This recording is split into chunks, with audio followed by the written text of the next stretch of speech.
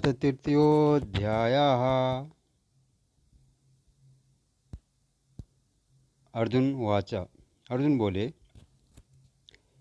हे जनार्दन, यदि आपको कर्म की अपेक्षा ज्ञान श्रेष्ठ मान्य है तो फिर हे केशव, मुझे भयंकर कर्म में क्यों लगाते हैं।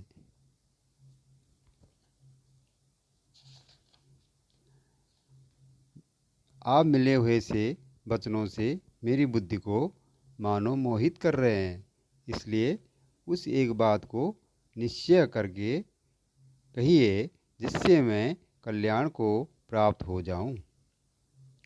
श्री भगवान वाचा। श्री भगवान बोले, हे निष्पाप, इस लोक में दो प्रकार की निष्ठा मेरे द्वारा पहले कही गई है।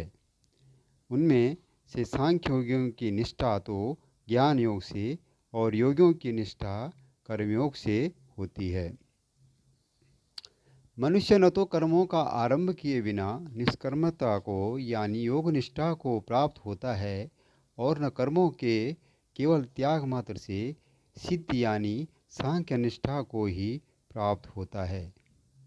निसंदेह कोई भी मनुष्य किसी भी काल में क्षण मात्र भी बिना कर्म किए नहीं रहता, क्योंकि सारा मनुष्य समुदाय प्रकृति जनित गुणों द्वारा प्रवश हुआ कर्म करने के लिए बाध्य किया जाता है। जो मूढ़ बुद्धि मनुष्य समस्त इंद्रियों को हठपूर्वक ऊपर से रोककर मन से उन इंद्रियों के विषयों का चिंतन करता रहता है, वह मिथ्याचारी अर्थात दंभी कहा जाता है। किंतु हे अर्जुन, जो पुरुष मन से इंद्रियों को बस में करके अनासक्त हुआ समस्त इंद्रियों द्वारा कर्मयोग का आचरण करता है, वही श्रेष्ठ है। तू शास्त्र विहित कर्तव्य कर्म कर, क्योंकि कर्म न करने की अपेक्षा कर्म करना श्रेष्ठ है तथा कर्म न करने से तेरा शरीर निर्वाह भी नहीं सिद्ध होगा, अर्थात तुझे कर्म करने ही पड़ेंगे। यज्ञ के निमित्त किए जाने वाले कर्मों से अतिरिक्त दूसरे कर्मों में लगा हुआ ही यह मनुष्य समुदाय कर्मों से बनता है। इसलिए हे अर्जुन, तू आसक्ति से रहित होकर उस यज्ञ के निमित्त ही भली भांति कर्तव्य कर्म कर। प्रजापति ब्रह्मा ने कल्प के आदि में यज्ञ सहित प्रजाओं को रचकर उनसे कहा कि तुम लोग इस यज्ञ के द्वारा वृद्धि को प्राप्त हो और यह यज्ञ तुम लोगों को इच्छित भोग प्रदान करने वाला हो। तुम लोग इस यज्ञ के द्वारा देवताओं को उन्नत करो और वे देवता तुम लोगों को उन्नत करें। इस प्रकार निस्वार्थ भाव से एक दूसरे को उन्नत करते हुए तुम लोग परम कल्याण को प्राप्त हो जाओगे। यज्ञ के द्वारा बढ़ाए हुए देवता तुम लोगों को बिना मांगे ही इच्छित भोग निश्चय ही देते रहेंगे। इस प्रकार उन देवताओं के द्वारा दिए हुए भोगों को जो पुरुष उनको बिना दिए स्वयं भोगता है, वह चोर ही है।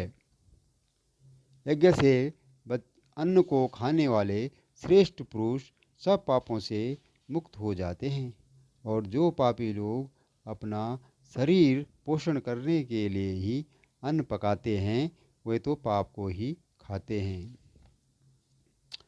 संपूर्ण प्राणी अन्न से उत्पन्न होते हैं और अन्न की उत्पत्ति वर्षा से होती है। वर्षा यज्ञ से होती है और यज्ञ विहित कर्मों से उत्पन्न होने वाला है। कर्म समुदाय को तू वेद से उत्पन्न और वेद को अविनाशी परमात्मा से उत्पन्न हुआ जान। इससे सिद्ध होता है कि सर्वव्यापी परम अक्षर परमात्मा सदा ही यज्ञ में प्रतिष्ठित है। हे पार्थ, जो पुरुष इस लोक में इस प्रकार परंपरा से प्राप्त प्रचलित सृष्टि चक्र के अनुकूल नहीं बरतता, अर्थात अपने कर्तव्य का पालन नहीं करता, वह इंद्रियों के द्वारा भोगों में रमण करने वाला पापायु पुरुष व्यर्थ ही जीता है। परंतु जो मनुष्य आत्मा में ही रमण करने वाला और आत्मा में ही तृप्त तथा आत्मा में ही संतुष्ट हो, उसके लिए कोई कर्तव्य नहीं है। अर्थात वह पुरुष योगी योगी होता है। उस महापुरुष का इस विश्व में न तो कर्म करने से कोई प्रयोजन रहता है और न कर्मों के न करने से कोई प्रयोजन रहता है, तथा संपूर्ण प्राणियों में भी इसका किंचन मात्र भी स्वार्थ का संबंध नहीं रहता। इसलिए तू निरंतर आसक्ति से रहित होकर कर्तव्य कर्म को भली भांति करता रहे, क्योंकि आसक्ति से रहित होकर कर्म करता हुआ मनुष्य परमात्मा को प्राप्त हो जाता है।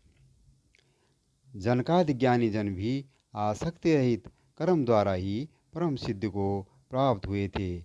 इसलिए तथा लोक संग्रह को देखते हुए भी तू कर्म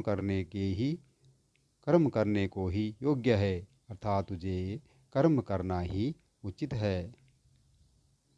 श्रेष्ठ पुरुष जो जो आचरण करता है, अन्य पुरुष भी वैसा वैसा ही आचरण करते हैं। वह जो कुछ प्रमाण कर देता है, समस्त मनुष्य समुदाय उसी के अनुसार बरतने लग जाता है। हे अर्जुन, मुझे इन तीनों लोकों में न तो कुछ कर्तव्य है और न कोई भी प्राप्त करने योग्य वस्तु अप्राप्त है, तो भी मैं कर्म में ही बरतता हूँ। क्योंकि हे पार्थ, यदि कदाचित मैं सावधान होकर कर्मों में न बरतूं तो बड़ी हानि हो जाए, क्योंकि मनुष्य सब प्रकार से मेरे ही मार्ग का अनुसरण करते हैं। इसलिए यदि मैं कर्म न करूं तो ये सब मनुष्य नष्ट भ्रष्ट हो जाएं और मैं संकरता का करने वाला हूँ तथा इस समस्त प्रजा को नष्ट करने वाला बनूं। हे भारत, कर्म में आसक्त हुए अज्ञानी जन जिस प्रकार कर्म करते हैं, आसक्ति रहित विद्वान भी लोक संग्रह करना चाहता हुआ उसी प्रकार कर्म करे।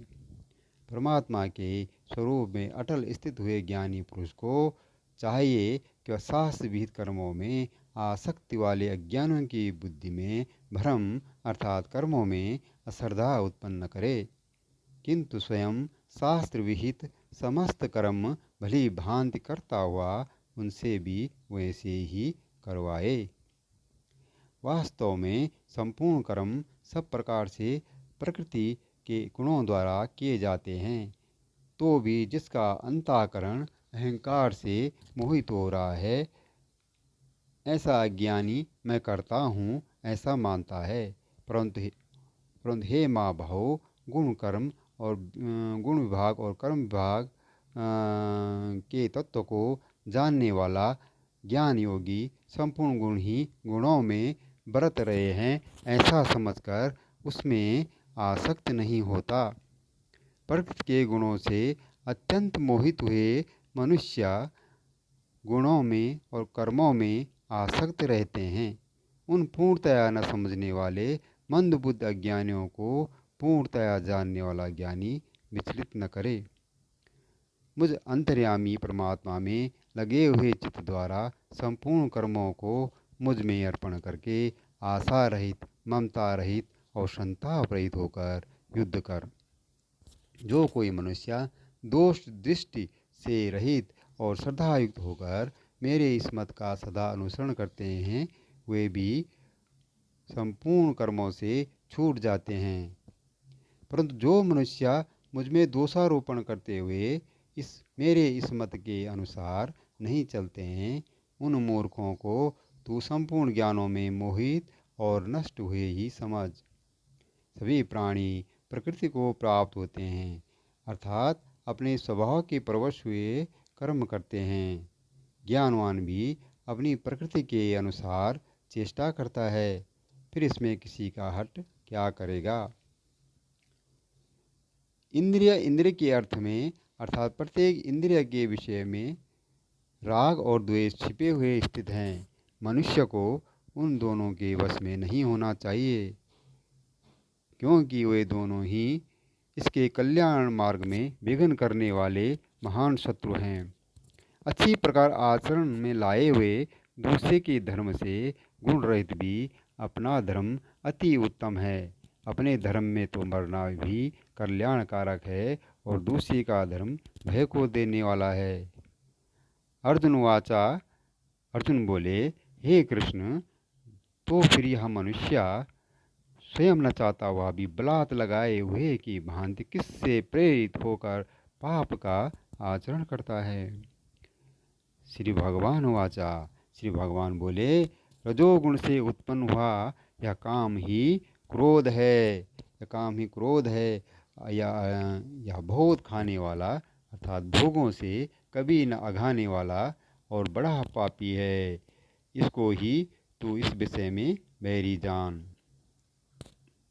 जिस प्रकार धुएं से अग्नि और मैल से दर्पण ढका जाता है तथा जिस प्रकार जेर से गर्भ ढका रहता है, वैसे ही उस काम के द्वारा यह ज्ञान ढका रहता है। और हे अर्जुन, इस अग्नि के समान कभी न पूर्ण होने वाले काम रूप ज्ञानियों के नित्य बैरी के द्वारा मनुष्य का ज्ञान ढका हुआ है। इंद्रियां, मन और बुद्धि ये सब इसके वासस्थान कहे जाते हैं।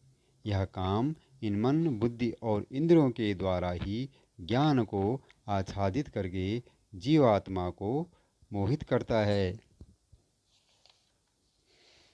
इसलिए हे अर्जुन, तो पहले इंद्रियों को वश में करके ज्ञान और विज्ञान का नाश करने वाले महान पापी काम को अवश्य ही बलपूर्वक मार डाल। इंद्रियों को स्थूल शरीर से पर यानी श्रेष्ठ, बलवान और सूक्ष्म कहते हैं। इन इंद्रियों से परे मन है और मन से भी पर बुद्धि है और बुद्धि से भी अत्यंत पर है वह आत्मा। इस प्रकार बुद्धि से पर अर्थात सूक्ष्म, बलवान और अत्यंत श्रेष्ठ आत्मा को जानकर और बुद्धि के द्वारा मन को वश में करके हे महाभावो, तू इस काम रूप दुर्जय शत्रु को मार डाल। ओम तत्सदि। श्रीमद्भगवद्गीतासु ब्रह्म विद्यायां योगशास्त्रे श्रीकृष्णार्जुनसंवादे कर्मयोगो नाम तृतीयोऽध्यायः। तृतीयाध्याय संपूर्ण।